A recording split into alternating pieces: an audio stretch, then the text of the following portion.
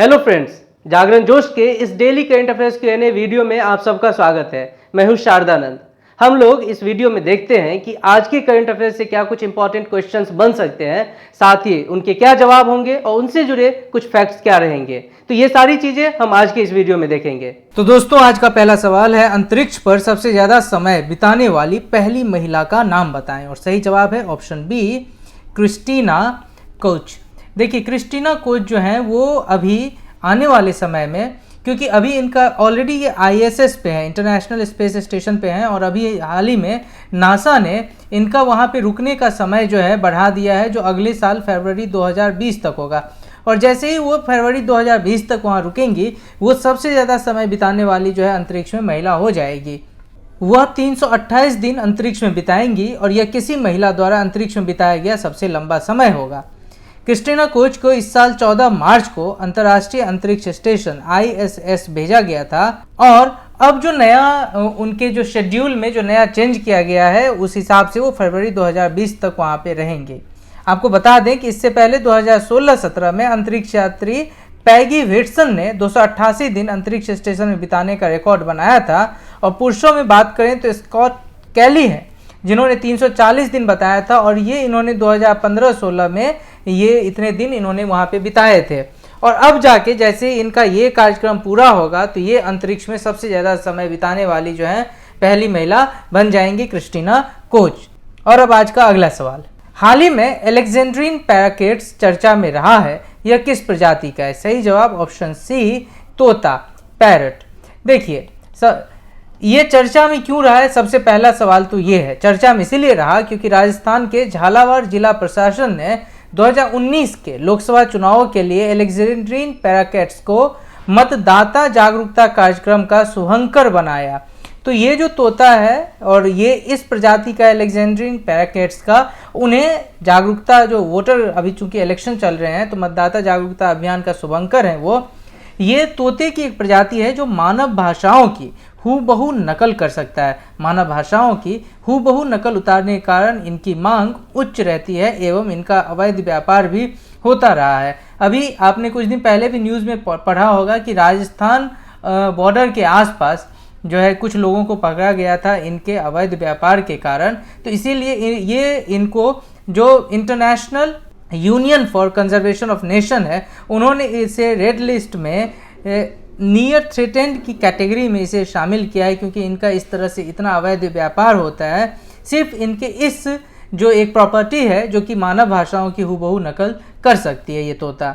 यह वन्य जीव संरक्षण अधिनियम 1972 वाइल्ड लाइफ प्रोटेक्शन एक्ट 1972 के तहत, अगर आर्टिकल की बात करेंगे तो 1C के तहत ये संरक्षित है, जो दक्षिण और दक्षिण पूर्व एशिया का मूल निवासी है। और अब आज का तीसरा सवाल, अभ्यास वरुणा भारत और किस देश के बीच होने वाला संयुक्त नौसेना अभ्यास है? सही जवाब ऑप्शन सी, फ्रांस। फ्रांस और भारत के बीच ये सबसे बड़ा संयुक्त नौसेना का अभ्यास है वरुण। इसका आयोजन इस वर्ष मई के महीने में होने वाला है, यानी अगले ही महीने में इसका जो है आयोजन किया जाएगा फ्रांस और भारत के बीच। दोनों देश क्रमशः MiG-29 के और राफाल M नौसैनिक लड़ाकू जेट विमानों के साथ अपने विमान वाहक INS विक्रमादित्य और FNS चार्ल्स डी गॉल के साथ इस अभ्यास में भाग लेंगे। ये जो द्विपक्षीय नौसैन्य अभ्यास वरुण है, इसकी शुरुआत वर्ष 2000 में हुई थी, जो कि पहला अभ्यास था भारत और फ्रांस के बीच। आज का अगला सवाल, देश का पहला वाटर पार्क कहाँ बनाया गया? सही जवाब ऑप्शन ए, गुरुग्राम। गुरुग्राम में, जो कि इनका पुराना नाम है गुड़गांव, वहाँ पर इंडिया का सबसे पहला वाटर पार्क बनाया गया। और ये वाटर पार्क क्यों बनाया गया? क्योंकि ये वोटिंग को लेके अवेयरनेस को फैलाएगी, और इसके लिए ही यहाँ पे पहला वाटर पार्क बनाया गया है। चूँकि अभी आम चुनाव 2019 चल रही है, इसमें और किस तरह से मतदाता अधिक से अधिक इसमें अपना मताधिकार का प्रयोग करें, अधिक से अधिक आकर अपना जो राइट है एक वोट देने का उसका जो है इस्तेमाल करें, उसके लिए ये वोटर पार्क बनाया गया है। यहाँ पर कोई भी व्यक्ति मतदान को लेकर किसी भी तरह की जानकारी हासिल कर सकता है। गुरुग्राम में विकास भवन के टेक्नोलॉजी पार्क में इस वोटर पार्क को बनाने में 6 लाख रुपए की लागत आई और इस पार्क को हरियाणा विधानसभा चुनाव तक बरकरार रखा जाएगा। आप सबके लिए इम्पोर्टेंट है कि इंडिया सबसे बड़ा वोटर पार्क सबसे पहला ये गुरुग्राम में स्थापित किया गया। अगला सवाल, हाल ही में दक्षिण अफ्रीका में भारत का उच्चायुक्त किसे नियुक्त किया गया? और सही जवाब है ऑप्शन डी, जयदीप सरकार। जयदीप सरकार को जो है दक्षिण अफ्रीका में भारत का उच्चायुक्त नियुक्त किया गया और फिलहाल जो है वो भूटान में भारत के राजदूत है। वे टोक्यो, सियोल, बांग्लादेश में भी भारतीय दूतावासों में सेवा दे चुके हैं। ये इंडियन फॉरेन सर्विसेज IFS के 1987 बैच के अधिकारी हैं और अब ये नया जो है वो एम्बेसडर होंगे भारत के साउथ अफ्रीका में। 2004 में वो PMO में निदेशक बनाए गए थे, प्रधानमंत्री ऑफिस जो होता है उसके निदेशक बनाए गए थे। इसके साथ ही एक और अपॉइंटमेंट हुई है, वो है सुहेल एजाज खान को, उन्हें लेबनान में अगला राजदूत नियुक्त किया गया है। वह फिलहाल सऊदी अरब में भारत के डिप्टी चीफ ऑफ मिशन है। और अब अगला सवाल, विश्व भर में पृथ्वी दिवस कब मनाया जाता है? सही जवाब ऑप्शन बी, 22 अप्रैल। 22 अप्रैल को पूरे विश्व भर में जो है एक एनुअल तौर पर जो कि एक वार्षिक आयोजन के तौर पर पूरे विश्व भर में पर्यावरण संरक्षण के लिए समर्थन प्रदर्शित करने के उद्देश्य से इसका जो है आयोजन किया जाता है, अर्थ डे का या पृथ्वी डे का। पृथ्वी दिवस की स्थापना अमेरिकी सीनेटर गेलॉर्ड नेल्सन ने पर्यावरण शिक्षा के रूप में की थी। सन 1970 से प्रारंभ हुए इस दिवस को आज पूरी दुनिया के 192 से अधिक देशों के 1 अरब से अधिक लोग मनाते हैं। ये जो शब्द है पृथ्वी दिवस या अर्थ डे, इस शब्द को जूलियन कॉनिग ने 1969 में दिया था। अगर इसको क्वाइनिंग की बात आती है कि इस टर्म को किसने क्वाइन किया था, तो आप इसके कह सकते हैं जूलियन कॉनिंग है इसके पीछे, जिन्होंने 1969 में ये क्वाइन किया था।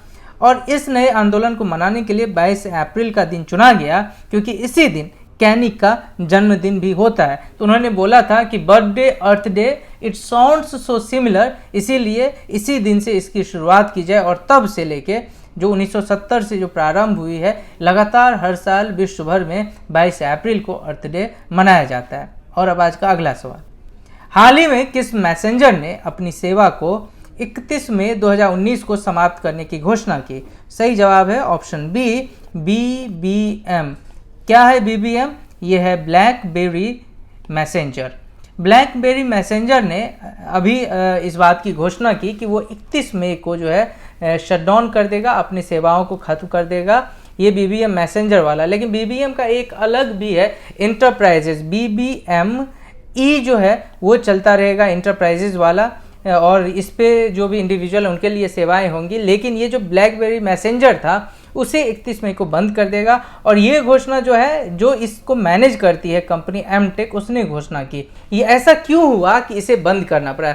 देखिए, BBM जो शुरुआती जो मैसेंजर होते थे आपके फ़ोन में, वो ब्लैकबेरी ने स्टार्ट किया था। ब्लैकबेरी पे बहुत तरह के और भी जो है इसके ऊपर आरोप लगते रहे हैं कि इनके जो यूज़र प्रोफाइल हैं ये कहीं ना कहीं जो है ये सेक्रीफाइस करते हैं, उसको कहीं ना कहीं बेचते हैं या किसी तरह से लोग इस प्रोफाइल को देख सकते हैं। उसके तहत US में भी इनके ऊपर आरोप लगे, भारत में भी जो है सरकार ने इसके ऊपर बहुत तरह की कानूनें जो है कानूनों में ये फंसे, इस तरह के प्राइवेसी कानूनों में। और उसके बाद से ही लगातार ये किसी न किसी चर्चा में रहे। BBM जो इनका पहला मैसेंजर था, ये उस समय से इसकी एक डिफ़िकल्ट फेज स्टार्ट हो गई जब से जो है पूरे विश्व में व्हाट्सएप, फेसबुक मैसेंजर और ऐसे स्काइप ये वगैरह इतने सारे मैसेंजर लोगों को अब स्मार्टफोन में हो गए कि उन्होंने ब्लैकबेरी मैसेंजर को अब यूज़ करना बंद कर दिया। उसके बाद इसके डे टू डे कॉस्ट को या इसके कॉस्टिंग को भी मैनेज करना कंपनी के लिए थोड़ा सा जो है वो परेशानी का कारण बनने लगा। और इसीलिए जो उनके जो अपने जो मैनेजमेंट बोर्ड थे, उन्होंने इसको बंद करने का जो है एक डिसीजन लिया और 31 मई 2019 को ये समाप्त कर दिया जाएगा। और अब आज का अंतिम और आखिरी सवाल, हाल ही में किस हाईकोर्ट ने माना कि भारतीय रिजर्व बैंक के कर्मी सरकारी कर्मचारी नहीं है? यानी जो भी जो इंडियन जो रिजर्व बैंक के जो भी एम्प्लॉय हैं वो गवर्नमेंट एम्प्लॉय के श्रेणी में नहीं आते। ये किस कोर्ट ने माना? सही जवाब है option A Madras. Madras high court ने हाल ही में अपना एक डिसीजन सुनाया और डिसीजन में बोला कि आप किसी भी तरीके से नहीं कह सकते कि आरबीआई के जो भी कर्मचारी हैं वो सभी गवर्नमेंट के एम्प्लॉय होंगे, क्योंकि उन्होंने ये फैसला देते हुए कहा कि चूंकि केंद्र सरकार का आरबीआई पे तो नियंत्रण है, लेकिन फिर भी उसके कर्मचारी को सरकारी कर्मचारी नहीं माना जा सकता।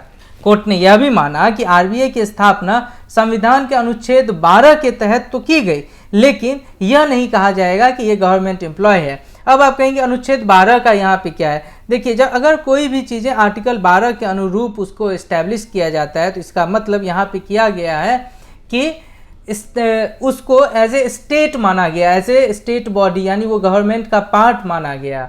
द स्टेट शैल, तो ये जो स्टेट होता है तो ये सिर्फ गवर्नमेंट ही नहीं है, ये कोई भी ऑर्गेनाइजेशन है, ये कोई भी कॉरपोरेशन हो सकता है, ये कोई भी कंपनी हो सकती है। तो कॉन्स्टिट्यूशन में state directly doesn't mean that it is only for the nation और the state, it is also means any company, any firm, any corporation, तो कुछ भी। तो अनुच्छेद 12 के तहत तो आरबीआई को डिफाइन किया गया, आरबीआई को एस्टैब्लिश किया गया, लेकिन हम नहीं कह सकते कि ये सरकारी जो है इसके सारे कर्मचारी सरकारी कर्मचारी है। और ये डिसीजन क्यों लिया? क्योंकि वहाँ एक एम्प्लॉय थे, एक ने वहाँ पे एक अपनी जो है अर्जी वहाँ पे दी, और वो अर्जी इसीलिए दी क्योंकि वो आरबीआई के एम्प्लॉय थे।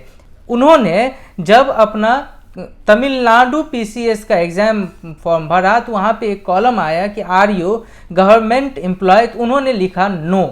बाद में उनका वहाँ पे जो है टीएनपीसीएस में जो है पुलिस डिपार्टमेंट में सिलेक्शन हुआ। जब वहाँ के पीसीएस ने, तमिलनाडु पीसीएस ने इस बात की छानबीन की तो उन्होंने देखा कि ये ऑलरेडी आरबीआई में काम कर रहे हैं, इसीलिए चूंकि इन्होंने अपना डिक्लेरेशन गलत भरा तो इनका जो है रिजल्ट विथहेल्ड कर दिया गया।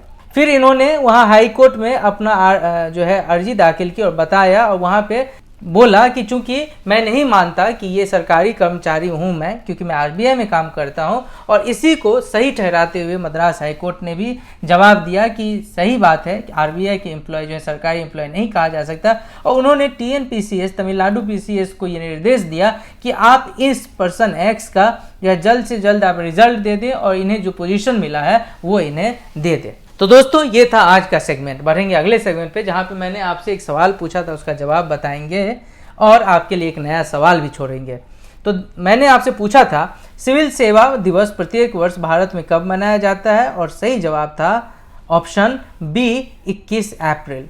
भारत सरकार वर्ष 2006 से प्रत्येक वर्ष 21 अप्रैल को सिविल सेवा दिवस के रूप में सिविल सेवकों स्वयं को नागरिकों के लिए पुनर्समर्पित करने तथा लोक सेवा और कार्य में उत्कृष्टता हेतु अपनी वचनबद्धता को पुनर्सज्जित करने के लिए एक अवसर के रूप में मनाने का निर्णय भारत सरकार ने 2006 में लिया था। और तब से लगातार 21 अप्रैल को सिविल सर्विसेज डे के रूप में इसे मनाया जाता है।